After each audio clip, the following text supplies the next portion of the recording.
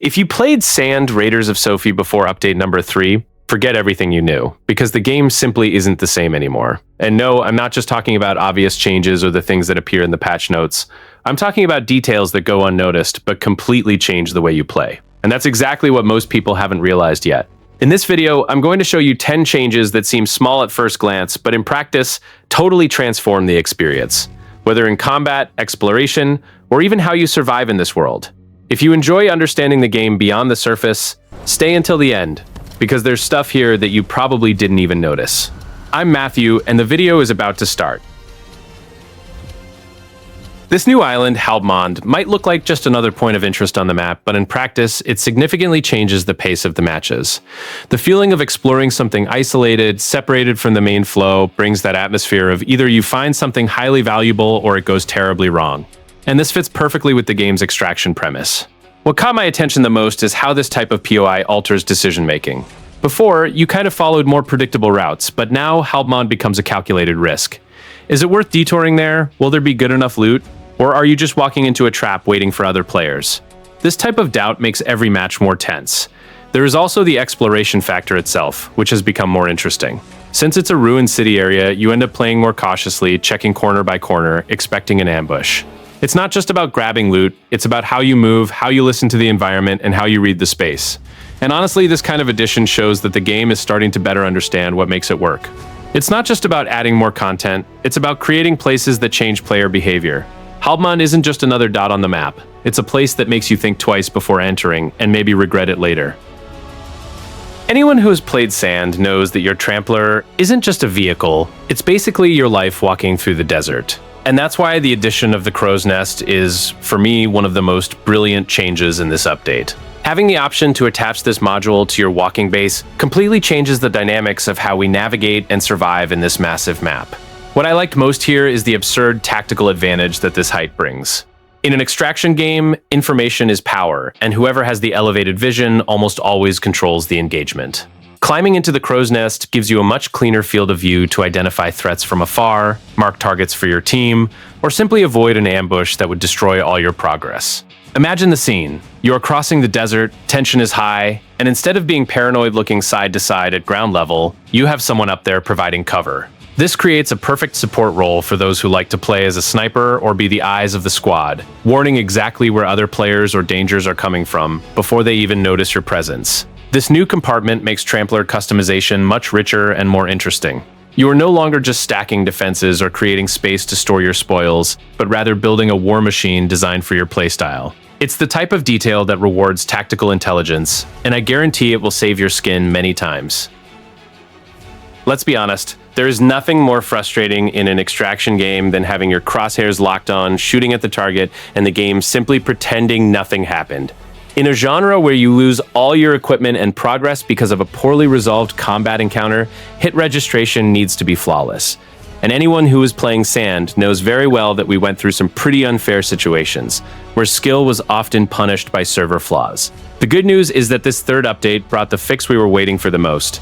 They went straight to the heart of the combat system and fixed the hitreg, especially for those tense close-range confrontations and melee attacks.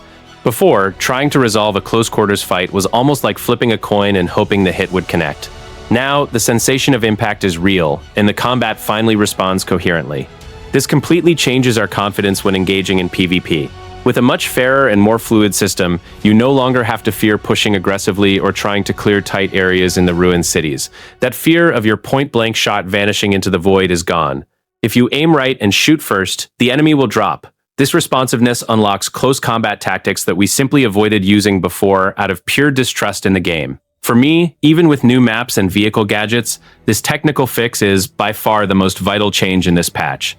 It's the kind of improvement that doesn't look flashy in a trailer, but decides whether you close the game frustrated after an unfair death or queue up for another match.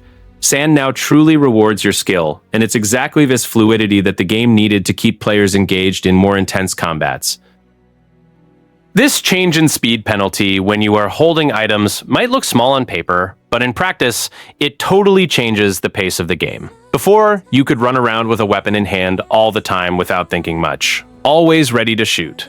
Now, every decision to keep something equipped carries a direct cost to your mobility, and this starts to truly matter during an escape or repositioning. This forces a more conscious behavior.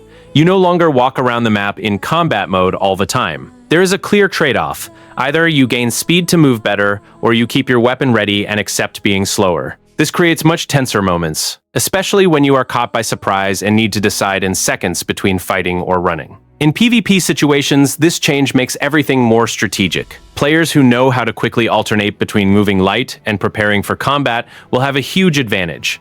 That chase in the desert, for example, now involves much more reading of the enemy, whether they are armed and slow or trying to escape lighter. This adds an almost mind game layer to gunfights. This penalty makes the game more realistic, but above all, more tactical.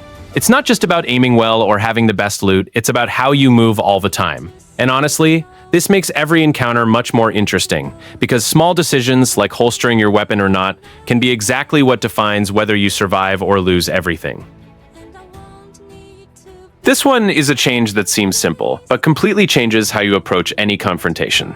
The game basically cut that exaggerated freedom of moving while shooting in any direction without consequence. Now, if you walk sideways or back up, you immediately feel that you are at a disadvantage. The effect of this is that combat became much more committed to decision-making than pure reflex. Before, you could rely quite a bit on that constant lateral movement to confuse the enemy. Now, if you try to do that without thinking, you just become an easy target. It's no longer about moving all the time, it's about moving the right way. This also completely changes the way you enter fights. If you start a confrontation poorly positioned, getting out of it has become much harder. Walking backward is no longer a safe escape, so you need to choose better when to engage, when to hold position, and especially when to avoid a fight. Overall, I see this as a change that makes the game more serious and strategic. It might even be annoying at first, especially if you played in a more aggressive and loose way, but once you get used to it, it becomes clear that combats get cleaner, more predictable, in a good way, and much more based on reading the situation than exaggerated movement. If you are the type to abuse sequential jumping to gain an advantage in the middle of a gunfight, you can forget about it, because that's practically over here. The game put a direct break on bunny hopping, and now each consecutive jump starts to punish you instead of helping. In practice, this resolves one of the strangest things in combat, that somewhat broken movement where the player kept jumping endlessly to dodge shots. It was hard to read, kind of artificial, and often more annoying than challenging. Now, if you try to repeat this pattern, your movement loses efficiency, and you become more predictable. The effect of this in PvP is very clear. Confrontations get cleaner and more based on actual positioning, not exploited mechanics. You won't win an exchange anymore just because you became an impossible target to hit by jumping like crazy. Now your aim, your timing, and the way you position yourself matter much more. Honestly, this change makes the game more coherent with its core proposal. Sand was never about exaggerated movement, but about tension, reading, and quick decisions. Removing bunny hopping as a dominant tool helps keep combat fairer and, above all, more consistent for everyone. Sand was never about exaggerated movement, but about tension, reading, and quick decisions.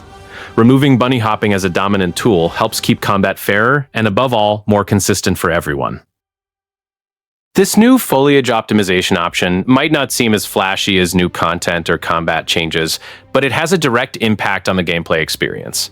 Now you can specifically adjust the density and distance of bushes and grass, which is extremely important in a game where spotting the enemy first often defines who survives.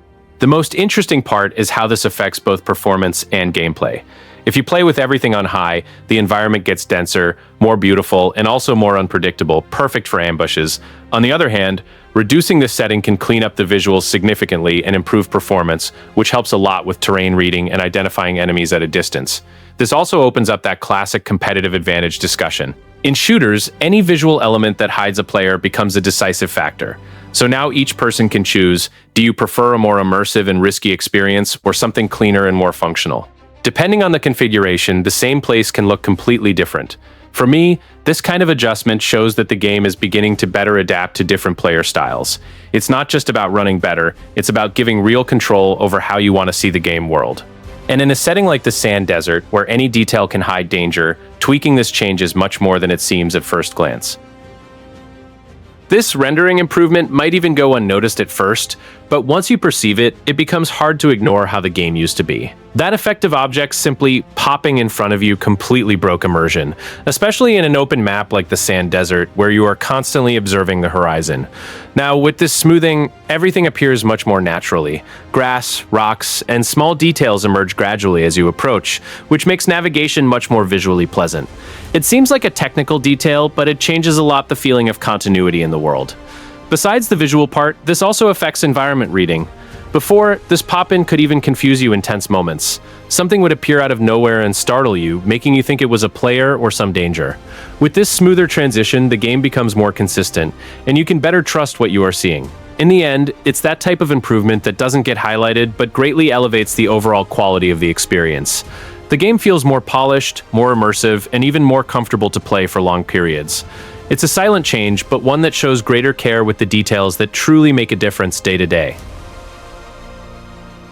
The Orbital Strike has always been that type of powerful, but somewhat unrewarding resource to use. You had something devastating in your hands, but without a clear sense of range, you ended up using it based on intuition, and often that ended up in waste. It was frustrating, especially in decisive moments.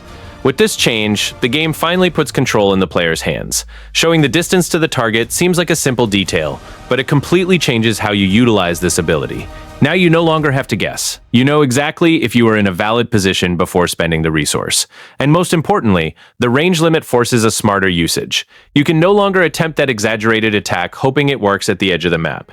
You need to expose yourself a bit more, position yourself better, and choose the right moment. This makes each use much more intentional. In the end, the Orbital Strike stops being an inconsistent tool and becomes something truly strategic. When you use it now, it feels fair. If you hit, it was merit. If you couldn't use it, it was a decision. And this kind of clarity makes a big difference in a game where every resource can define the outcome of the match. Sometimes, what transforms a game world from cool to impressive isn't found in new maps or weapons, but in those small details that make the setting breathe. And that's exactly what happened with the addition of cloth-wind physics. Now, when you pass through those abandoned camps or see fabrics scattered around the ruined cities, they react naturally to the environment, swaying, stretching, creating a sensation that the desert is truly alive. What caught me most directly was the immersion. On a planet so dominated by sand and wind, it made a strange kind of sense that everything seemed frozen in place. With this change, you look at an awning, a flag, or even pieces of clothing hanging, and see the environment moving around you. This gives a much stronger identity to the planet Sophie, as if the weather itself finally had a voice.